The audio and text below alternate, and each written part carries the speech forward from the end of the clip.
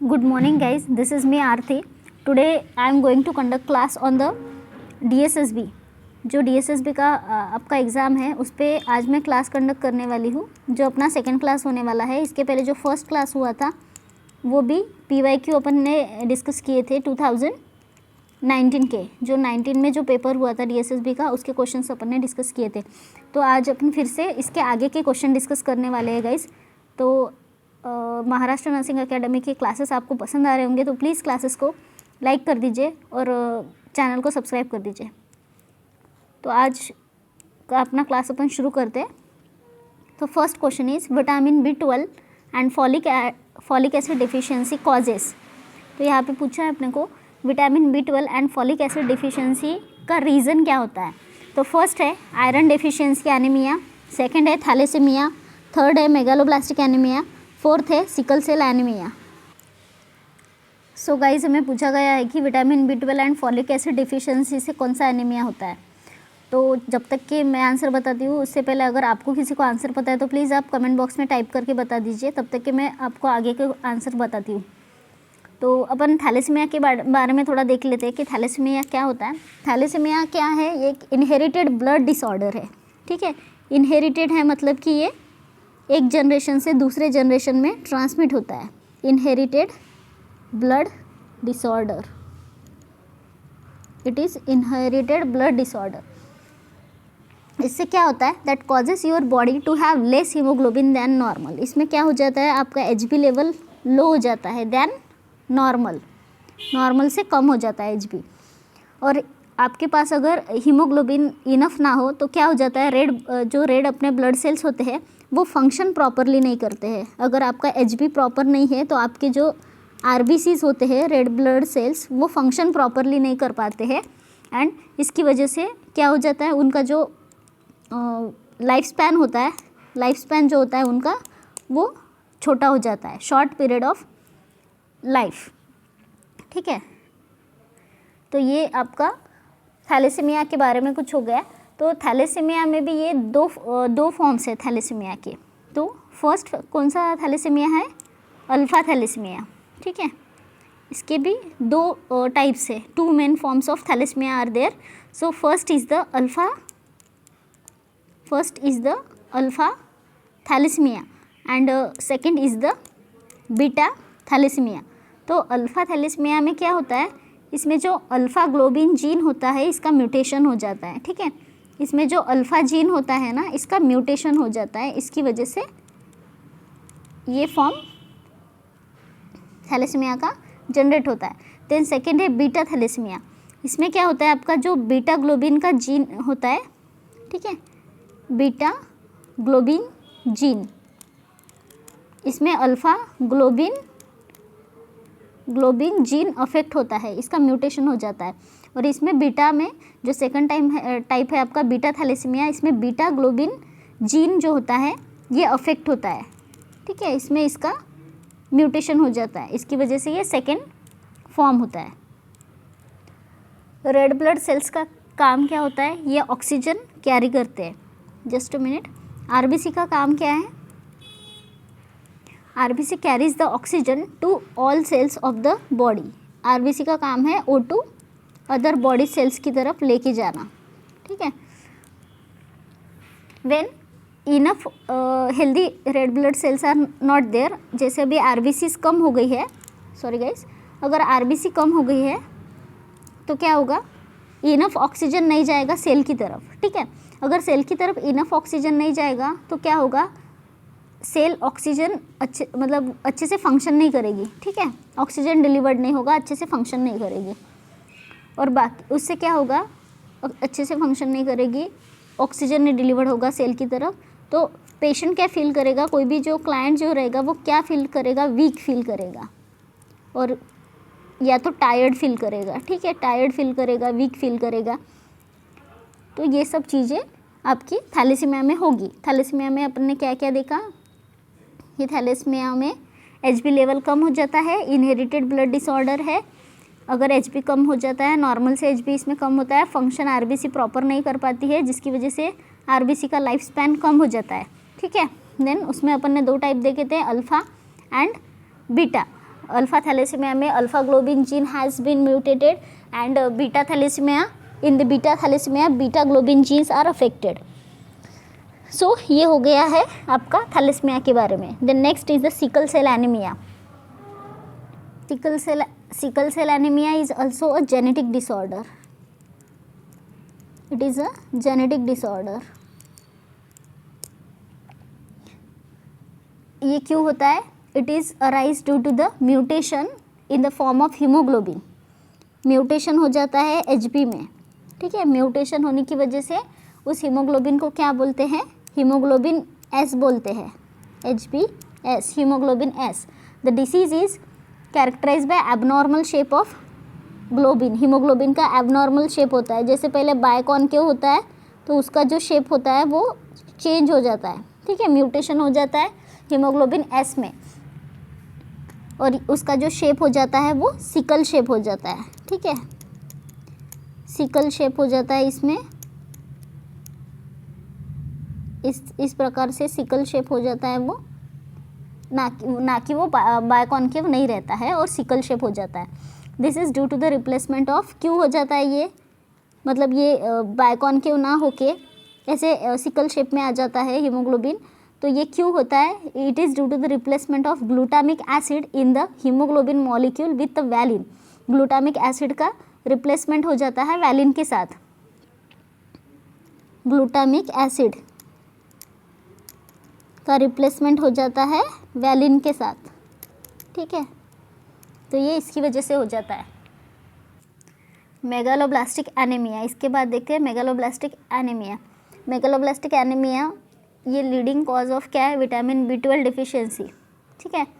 Vitamin B, आपका जो answer आज का रहेगा, जो vitamin B12 and folic acid deficiency, इसकी वजह से क्या होता है? कौन सा एनीमिया होता है? तो मेगालोब्लास्टिक एनीमिया होता है। The leading cause of vitamin B12 deficiency is a pernicious anaemia. Pernicious anaemia, ठीक है, पर्नीशियस एनीमिया होता है, pernicious anaemia. The leading cause of vitamin B12 deficiency is pernicious anemia caused by the autoimmune destruction of gastric parietal cell। जैसे gastric parietal cell होते हैं, इसकी deficiency हो जाती है जिसकी वजह से एनीमिया हो जाता है, ठीक है। कौन सा एनीमिया होता है? पर्नीशियस एनीमिया होता है। एक्सेस इसमें जो एनीमिया है, anaemia is cause due to the folic acid deficiency. Folic acid deficiency की वजह से कौन से एनीमिया होता है? गाइज मोस्टली जो एनीमिया होते हैं उसके जो रीजंस है वो फॉलोइंग है। तो फर्स्ट रीज़न जो है वो न्यूट्रिशनल डिफिशियंसी है, न्यूट्रिशनल डिफिशियंसी। सेकेंड है अल्कोहलिज्म। थर्ड है malabsorption, malabsorption. Fourth है pregnancy. Then medication such as phenytoin and methotrexate. अगर फिनिडोइन और मिथोट्रिक्सेट लॉन्ग टाइम के लिए दिए जाते हैं, फिनिडोइन एंड मिथोट्रिक्सेट, तो इसकी वजह से भी एनीमिया होता है। तो ये सारी चीज़ें थे एनीमिया से रिलेटेड। और आपका आज का आंसर जो रहने वाला है वो क्या है? Vitamin B12 and folic acid deficiency की वजह से जो एनीमिया होते हैं उसे बोलते हैं मेगालोब्लास्टिक एनीमिया, ठीक है। इसके बाद हम नेक्स्ट क्वेश्चन देखने वाले हैं आज का। Next question is a child grasp finger when the palm touch occur at the age of. मतलब कि आपको ये इन्होंने डायरेक्टली तो नहीं पूछा पर इनडायरेक्टली आपको ग्रास्प रिफ्लेक्स के बारे में पूछा है, ठीक है। ग्रास्प रिफ्लेक्स क्या होता है? ग्रास्प रिफ्लेक्स सबको पता है, पेडियाट्रिक्स में रिफ्लेक्स के बारे में सबको पता चाहिए, क्योंकि कोई भी रिफ्लेक्स कभी भी पूछ लेते हैं कि वो कब आता है और कब जाता है। तो आपको यही पूछा है कि a child grasp finger when the palm touches at the age of. तो आपको ग्रास्प रिफ्लेक्स के बारे में थोड़ा सा पता चाहिए। तो इसकी एक इमेज दिखा देती हूँ मैं आपको। गाइज ये है ग्रास्प रिफ्लेक्स, ठीक है। मतलब इसमें क्या होता है, जब आप बच्चे के पाम को टच करते हो, ये पाम का एरिया, यहाँ पे अगर आप बच्चे को टच करते हो, पाम को टच करते हो, तो वो आपकी जो उंगली है उसको पकड़ लेता है, ठीक है। तो ये ये कब डिसअपियर होता है, ये पूछा गया है उन्होंने। तो ये डिसअपियर होता है 1 मंथ ऑफ एज में डिसअपियर हो जाता है। 1 मंथ ऑफ एज में ये डिसअपियर होता है। जब आप पाम को टच करते हैं बच्चे के, इन्फेंट के, तो ये फ्लेक्शन होता है वहाँ पे हैंड्स का, which is known as grasp reflex. तो आपका ये आंसर क्या था इसका आंसर रहेगा आपका 4 वीक, मतलब कि 1 मंथ। उसके बाद आपको पिंसर ग्रास्प पता होगा, पिंसर ग्रास्प। इसमें क्या होता है, पिंसर में जो आपका इंडेक्स फिंगर होता है और थंब होता है, इंडेक्स फिंगर और थंब का जो कोऑर्डिनेशन होता है, इसी को पिंसर ग्रास्प बोला जाता है। ये एस्टैब्लिश होता है 1 ईयर ऑफ एज में। मतलब जब छोटा बच्चा जैसे हाथ में चॉक लेके इंडेक्स फिंगर और थंब के बीच में पकड़ता है और कुछ जीरो या कोई सर्कल ऐसे ड्रॉ करता है, तो ये पिंसर ग्रास्प की वजह से हो पाता है। ठीक है, तो इसके बाद का क्वेश्चन अपन देखते हैं। Next question is haemorrhage in newborn is cause by the deficiency of. तो आपको पूछा है कि जो बच्चों में न्यूबॉर्न में हेमोरेज होता है उसका मेनली डेफिशिएंसी किस विटामिन की वजह से हेमोरेज होता है। तो विटामिन ए, विटामिन के, विटामिन ई, विटामिन डी। तो गाइज इसका आंसर बताने के पहले मैं आपको बता देती हूँ कि क्लॉटिंग फैक्टर कितने होते हैं। टोटल 13 क्लॉटिंग फैक्टर होते हैं। कितने? 13 क्लॉटिंग फैक्टर होते हैं टोटल। और न्यूबॉर्न में ये मतलब ये हेमोरेज होने की ये चांसेस क्यों होते हैं न्यूबॉर्न में, बेबीज़ में? क्योंकि जब बेबी नॉर्मली बॉर्न होता है तो उसके बॉडी में लो लेवल ऑफ विटामिन के होता है। ठीक है, लो लेवल ऑफ विटामिन के होता है बच्चे में। ठीक है, इसकी वजह से क्या होता है कि वो प्रोन होता है, किसके लिए प्रोन होता है? हेमोरेज के लिए। ठीक है, हेमोरेज के लिए वो प्रोन होता है, ब्लीडिंग टेंडेंसी आ जाती है बच्चे में। तो इसलिए जैसे ही बच्चे को मतलब बर्थ होता है बच्चे का, तो सबसे पहले उसे थाइज़ में विटामिन के का इंजेक्शन लगाया जाता है। विटामिन के कितना लगाया जाता है बच्चों? 1 mg लगाया जाता है। और सबको पता है कि थाइज़ में क्यों लगाते हैं, क्योंकि मोस्ट जो IM का साइन है मतलब साइट है बच्चों में, वो वास्टस लैटरलिस होता है। ठीक है, तो इसके लिए आपका आंसर क्या रहने वाला है इसका? सेकंड, विटामिन के। तो विटामिन के किसने डिस्कवर किया था गाइस? अगर किसी को पता है तो आप बता सकते हो। विटामिन के किसने, जो the term is coined by the term कौन सी है? विटामिन। ठीक है, इसको किसने डिस्कवर किया था? कैसिमिर फंक। नाम लिख लीजिए। ऐसे रैंडम क्वेश्चन कभी कभी पूछ लिए जाते हैं किसी एग्ज़ाम में, इसलिए आपको पता चाहिए।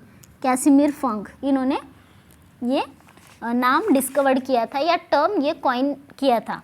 तो अभी विटामिन तो आपको सबको पता है कि सबसे ज़्यादा ये मतलब कि हर एक एग्ज़ाम में पूछा जाता है विटामिन के बारे में। उसका साइंटिफिक नेम पूछ लेते हैं कभी, तो उसके जो रिसोर्सेस होते हैं, डिसीज़ होते हैं, उसकी वजह से जो होते हैं वो पूछ लेते हैं। इसकी वजह से मैंने सोचा कि आपका ये टॉपिक भी यहीं पे मैं कवर करवा दूँ।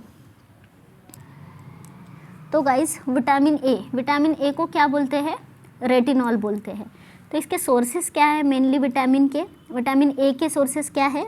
Liver, fish, then poultry, whole milk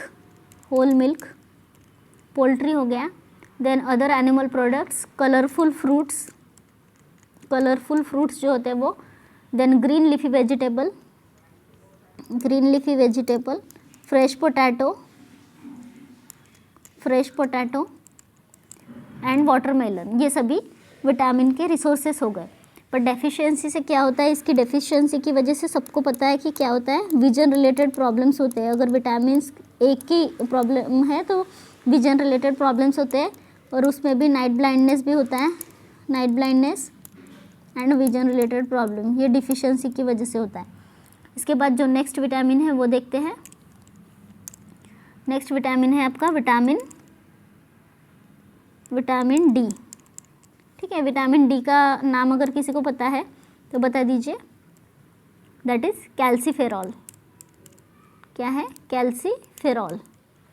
तो इसके सोर्सेस क्या है? फिश है, फिश लिवर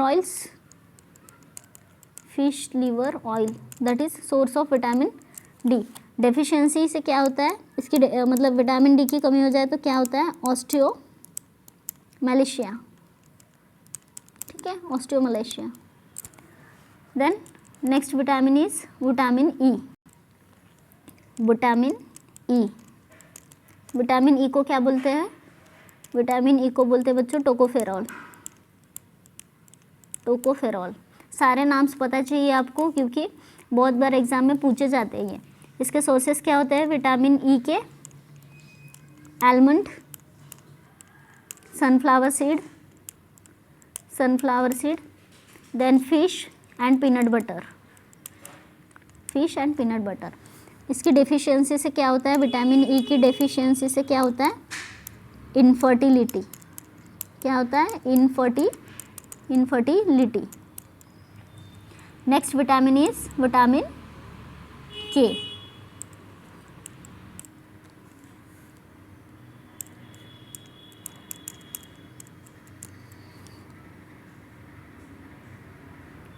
विटामिन के,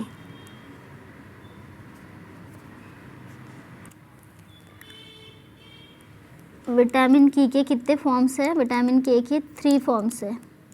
तो 3 फॉर्म में K1, K2 एंड K3 है, K1, K2 एंड K3।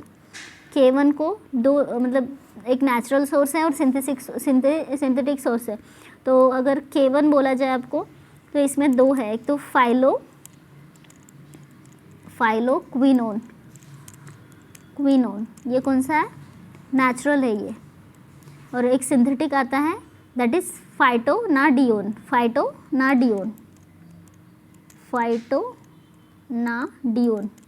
ठीक है। तो ये है सिंथेटिक और ये है नेचुरल। देन K2 का नाम है मेनाक्विनोन एंड K3 का नाम है मेनाडियोन। ये सारे नोट्स निकाल लीजिए, आपको बहुत काम में आएंगे बाद में। सो गाइज इस क्वेश्चन का आंसर सबको पता चल गया, इसका आंसर था विटामिन के, ठीक है। इसके बाद वाला क्वेश्चन देखते हैं अपन। Next question is BMI is calculated by using the formula. आपको BMI का फॉर्मूला पता चाहिए, कभी भी किसी भी एग्जाम में आ जाता है। BMI क्या करता है, मतलब BMI क्या होता है, it is a person's weight, ठीक है। मैं आंसर बताने से पहले आपको किसी का वेट कैलकुलेट करके बताती हूँ एक, जस्ट अ मिनट।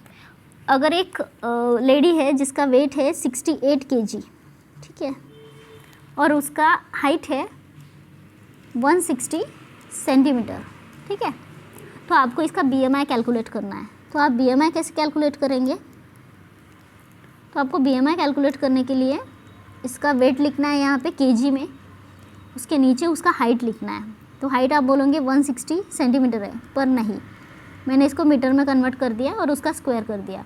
इसके बाद इसका BMI निकल गया। इसका BMI आता है 26.6, ठीक है। BMI 26.6 का मतलब क्या होता है, ये आपको मैं इसका क्लासिफिकेशन बता देती हूँ एक बार। सो फर्स्ट है, अगर आपका BMI लेस दैन 18.5 आता है तो आप आएंगे इसके अंडर वेट में, मतलब कि आपका वेट कम है नॉर्मल से। देन अगर आपका BMI का रेंज है 18.5 से लेके 24.9, then you are normal, your weight is a normal as per your height. Then if your BMI is between 25 to 29.9, it means that you are overweight person, okay. And then last is if your BMI is 30 or more than 30 or more, then you are obese, it means obesity के अंदर fall होता है ये 30 और मोर।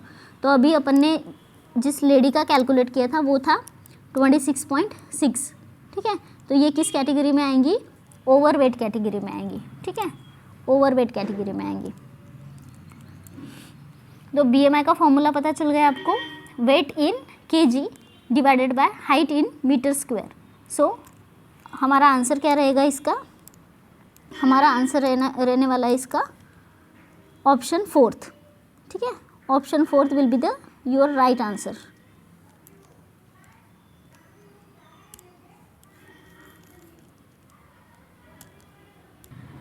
Next question guys, a system which provides support with a variety of joints that enables wide range of movement is it central nervous system, second is the skeletal, third is the spine and disc, and fourth is the peripheral nervous system.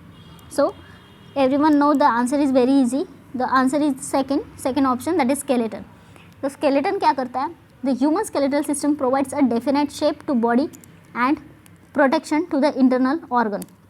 ठीक है, अगर without skeletal हमारी body रहती तो उसे कुछ shape नहीं रहता या कोई डेफिनेट शेप नहीं रहता बॉडी को, और बॉडी के इंटरनल ऑर्गन को प्रोटेक्शन भी नहीं रहता। तो skeletal is a very much important for us. ठीक है, तो at the time of birth infants have a more than 300 bones. जब बच्चे का जन्म होता है तो इन्फेंट में कितने बोन्स रहते हैं? More than 300। जैसे जैसे बच्चा अडल्ट होता है तो उसके जो मतलब अडल्ट में कितने बोन होते हैं? 206। क्यों? क्योंकि जब बच्चे का जन्म होते हैं तो बहुत सारे जो बोन्स होते हैं वो मतलब कि ये फ्यूज़ नहीं हुए रहते हैं, वो अलग अलग रहते हैं। पर जैसे जैसे टाइम बीतता है तो वो बोन्स फ्यूज़ होते जाते हैं और फिर बोन का नंबर है रिड्यूस हो जाता है और वो फाइनली अडल्ट में 206 बोन रहते हैं। तो इसमें भी बोन में जो स्केलेटल सिस्टम है वो कितने पार्ट में डिवाइड हो जाता है? 2 पार्ट में डिवाइड हो जाता है। 2 पार्ट कौन से स्केलेटल सिस्टम के? First is the axial skeletal and second is the appendicular. इस पे क्वेश्चन आया है इसके पहले, तो ध्यान से सुनिए। Appendicular skeletal and first is the axial skeletal, second is the appendicular skeletal. Axial skeletal में कितने बोन होते हैं? 80 bones are there and in appendicular skeletal there are 126 bones. So आपको पता चाहिए कि एक्सियल मतलब कि इसमें कौन से बोन आते हैं। ठीक है, तो एक इमेज दिखाती हूँ मैं आपको जिससे आपको पता चलेगा कि which bones are the axial and which ones are the appendicular.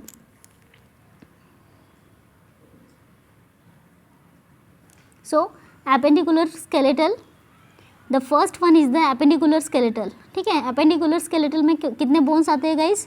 126। 126 में क्या क्या आता है? Bone of legs. ठीक है, बोन ऑफ लेग्स आ जाएंगे इसमें। देन बोन ऑफ हैंड्स, देखो ये कलर जो पार्ट है ये आपका एपेंडिकुलर है। ठीक है, बोन ऑफ लेग्स हो गए, बोन ऑफ हैंड्स हो गए। देन पेक्टोरल गर्डल, ठीक है, and pelvic girdle and pectoral girdle, ये सारे जो बोन्स आते हैं ये आपके एपेंडिकुलर में आते हैं। तो इसका टोटल नंबर होता है 126। देन एक्सियल में कितने बोन आते हैं आपके? सिर्फ 80। ठीक है, एक्सियल। वैसे आपको याद रखने के लिए एक ट्रिक बता देती हूँ, axial word is smaller than appendicular, so the smaller number is 80 and therefore axial is 80। ठीक है, और एपेंडिकुलर वर्ड बड़ा है तो नंबर भी इसका बड़ा रहेगा। अभी आपको कन्फ्यूजन नहीं होगा, मुझे भी इस बात पे हमेशा कन्फ्यूजन रहता था, इसलिए मैंने ऐसे करके याद रखा था। सो एक्सियल में 80 बोन्स होते हैं। तो इसमें क्या क्या आता है? आपका स्कल आता है, then upper and lower jaw, then your rib cage, ठीक है, एंड योर वर्टिब्रल कॉलम। ठीक है, क्या क्या हुआ? Skull, upper and lower jaw, rib, आपका जो रिब केज होता है वो, एंड द वर्टिब्रल कॉलम। तो ये डायग्राम का आप स्क्रीनशॉट निकाल सकते हो, मैं थोड़ा इरेज कर देती हूँ so that you can see it clearly. तो आप इसका स्क्रीनशॉट निकाल सकते हो अभी। तो आपको समझ में आएगा ये क्वेश्चन। सिर्फ मैंने क्वेश्चन नहीं लिया, इसके बारे में आपको जो इम्पोर्टेंट क्वेश्चन आता है वो भी बता दिया। एक्सियल और एपेंडिकुलर पे ये क्वेश्चन आ चुका है इसके पहले, इसलिए मैंने आपको ये डिटेल में बताया। ठीक है, so we move towards the next question. A bluish appearance of the skin and mucus membrane caused by an inadequate oxygenation is called, first is a hypercapnia, second is dyspnea, third is a bradypnea and fourth is the cyanosis. So definitely सबको इसका answer पता है, बहुत easy question था, पर फिर भी आप कमेंट बॉक्स में बताइए आंसर, तब तक कि मैं आपको हाइपरकैप्निया बता दी हूँ। What is hypercapnia guys? Hypercapnia is increase in the partial pressure of the CO2 above 45 mm of above 45 mm of Hg। ठीक है, हाइपरकैप्निया किसे बोलते हैं? जब partial pressure of PaCO2 that is PaCO2 means the partial pressure of carbon dioxide above the 45 mm of Hg, तो इसे बोलते हैं हाइपरकैप्निया। सो फर्स्ट टर्म आपको समझ गई। Next is the dyspnoea. Dyspnoea is क्या? Dyspnoea meaning the shortness of breathing और inability to breathe. ठीक है, dyspnoea is the shortness of breath. Then third is the bradypnoea. Bradypnoea का मीनिंग क्या होता है? एबनॉर्मल और द स्लो ब्रीदिंग रेट। ठीक है, स्लो ब्रीदिंग रेट और abnormal breathing rate is known as the bradypnoea. Normally breathing rate कितना होता है? 12 to 20 breathings per minute. So तो ये तीनों तो आपके आंसर नहीं थे, तो बचा चौथा साइनोसिस, दैट्स योर आंसर। सो ये क्वेश्चन बहुत इजी था, इसमें अपन ज़्यादा टाइम नहीं देंगे। We move towards the next question. The next question is the carrier for the acyl group are. Carrier का स्पेलिंग गलत हुआ है, यहाँ पे करियर हो गया, CARRER, that is carrier. Carrier पूछा है असाइल ग्रुप के लिए। ये तो आउट ऑफ बॉक्स क्वेश्चन लगा मुझे, उतना कुछ इसका रिलेवेंस नहीं है, ये एक आधा बाउंसर आता ही है हर एग्जाम में। तो इसका आंसर है पैंटोथेनिक एसिड। ठीक है, pantothenic acid is nothing but vitamin B5। ठीक है, तो रेटिनॉल मैंने बताया था आपको कौन सा होता है, विटामिन A। ठीक है, टोकोफेरॉल भी बताया था आपको मैंने। ठीक है, तो इसके बाद असाइल, ये असाइल मतलब क्या होता है? असाइल कैरियर प्रोटीन का एक कंपोनेंट है जो फैटी एसिड का सिंथेसिस करवाने में हेल्प करता है। ठीक है, तो इसका बस आंसर आपको पता चाहिए, इस पर कुछ क्वेश्चन बनने की तो चांसेस नहीं है। सो इसका नेक्स्ट क्वेश्चन देखते हैं। A deposit of food and bacteria on the teeth which may produce tartar and dental caries is called. तो स्टोमेटाइटिस है ऑप्शन, सेकंड टेंटिंग है, प्लाक है एंड ओरल हाइजीन है। सबसे पहले तो जो एलिमिनेट करने वाला ऑप्शन है वो है फोर्थ, ओरल हाइजीन का कोई लेना देना नहीं, टेंटिंग का कोई लेना देना नहीं। बचे दो ऑप्शन, एक तो स्टोमेटाइटिस, एक तो प्लाक। तो ठीक है, स्टोमेटाइटिस जो मतलब जिन्होंने भी ओरल से रिलेटेड बहुत से प्रॉब्लम पढ़े होंगे उनको स्टोमेटाइटिस पता ही है। स्टोमेटाइटिस का मीनिंग क्या होता है कमेंट बॉक्स में बताइए आप। स्टोमेटाइटिस का मीनिंग होता है इन्फ्लामेशन ऑफ ओरल म्यूकोजा। ठीक है, आइटिस का मीनिंग पहले भी मैंने बताया है कि आइटिस मतलब द इन्फ्लामेशन। ठीक है, तो यहाँ पे इन्फ्लामेशन किसका होता है स्टोमेटाइटिस में? म्यूकोसा। कौन सा mucosa? Oral mucosa. Oral mucosa का जो इन्फ्लामेशन होता है उसे स्टोमेटाइटिस बोलते हैं। तो आपके पास सिर्फ एक ऑप्शन बचा और वो है प्लाक। ठीक है, और टार्टार का मीनिंग क्या होता है? It is a hard calcified deposit that form and coat the teeth and gums. ठीक है, जो हार्ड कैल्सिफाइड डिपॉजिट होता है जो टीथ के ऊपर से कवर करा हुआ रहता है टीथ एंड गम के ऊपर से, उसे टार्टार कहते हैं। ठीक है, तो आपका आंसर रहेगा इसमें plaque. So next question is name the drive that become active when the physiological balance within our body called homeostasis is disturb. तो यहाँ पे पूछा है कि ये कौन सा मतलब कि ड्राइव है जब आपका इंटरनल जो बैलेंस है वो बिगड़ जाता है।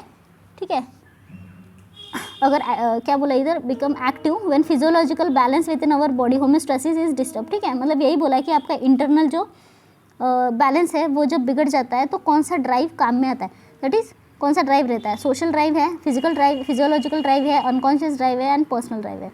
तो मुझे बताइए, अगर कोई भी होम्योस्टेसिस बोला है यहाँ पे, होम्योस्टेसिस मतलब क्या होता है? Homeostasis is organism's ability to regulate the various physiological process. Homeostasis के डेफिनेशन में ही आपको फिजियोलॉजिकल प्रोसेस आ रहा है। ठीक है, तो इंटरनल स्टेट को स्टेडी एंड बैलेंस करने के लिए कौन सा जो ड्राइव लगता है अपने को, उसको क्या बोला जाता है? Physiological drive. होम्योस्टेसिस के डेफिनेशन में ही बेसिकली वर्ड आता है फिजियोलॉजिकल। ठीक है, मतलब कि फिजियोलॉजिकल जो अपना ये रहेगा इंटरनल जो एनवायरनमेंट रहेगा उसको स्टेबल करने के लिए, दैट इज़ फिजियोलॉजिकल। तो ये भी एकदम बाउंसर क्वेश्चन था, मतलब एकदम ऐसे डीपली क्वेश्चन पूछा गया था, और अगर किसी को डेफिनेशन पता है तो वो अच्छे से इसका आंसर दे सकता था। सो next question guys, which of the following clinical sign is related to confirming the death status of the patient? ठीक है, so first option is the no evidence of pulse, second is the movement of limbs, third is the pupil fixed and dilated, and fourth is no evidence of respiration और the blood pressure. So आपको यहाँ पे पूछा है कि ऐसा कौन सा साइन है जो रिलेटेड नहीं है डेथ स्टेटस से, डेथ स्टेटस से। सो फर्स्ट है, if no evidence of pulse then we can say the patient may be the patient is the dead. ठीक है, नो एविडेंस ऑफ पल्स ये तो ठीक है। मूवमेंट ऑफ लिम्स, अगर कोई इंसान हिल रहा है तो उसको आप कैसे बोल सकते हो, उसके मूवमेंट हो रहा है उसके लिम्स में, तो आप कैसे बोल सकते हो कि पेशेंट डेथ है। That is obviously your answer. Then third is the pupil fixed and dilated. जब पेशेंट का मतलब ये डेथ होता है तो प्यूपिल्स देखे जाते हैं फिक्स्ड है या फिक्स एंड डायलेटेड है या नहीं। ठीक है, तो ये भी आपका मतलब सही है, डेथ के रिलेटेड है। Then no evidence of respiration and blood pressure, that is also true कि जो पेशेंट डेथ हो जाएगा उसका आपको ब्लड प्रेशर भी नहीं मिलेगा, रेस्पिरेशन भी नहीं मिलेगा, पल्स भी नहीं मिलेगा, and pupils fix and dilated मिलेंगे। ये फर्स्ट, थर्ड एंड फोर्थ, ये तीनों जो ऑप्शन है ये डेथ पेशेंट से रिलेटेड है, मतलब कि डेथ पेशेंट पे मिलेगी ही मिलेगी, पर movement of limbs it is not related to death. ठीक है, तो ये आपका आउट ऑफ द बॉक्स जाता है, मतलब कि इन तीनों से ये अलग है, तो आपका आंसर यही है, second option is the correct one. So आज के हमारे सारे क्वेश्चंस हो चुके हैं गाइज।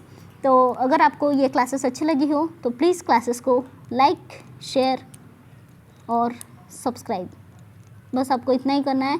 और आपको बताना है कि आपको और कौन से क्लासेस चाहिए, किसी सब्जेक्ट और कोई नेक्स्ट सब्जेक्ट आपको मतलब कोई सब्जेक्ट लेना है, एमएस लेना है, गायनिक लेना है, तो आप ऐसे आप हमें बता सकते हैं। और आपको क्लासेस अच्छे लगे हो तो आप प्लीज़ आपके दोस्तों को शेयर करिए। Thank you guys for watching.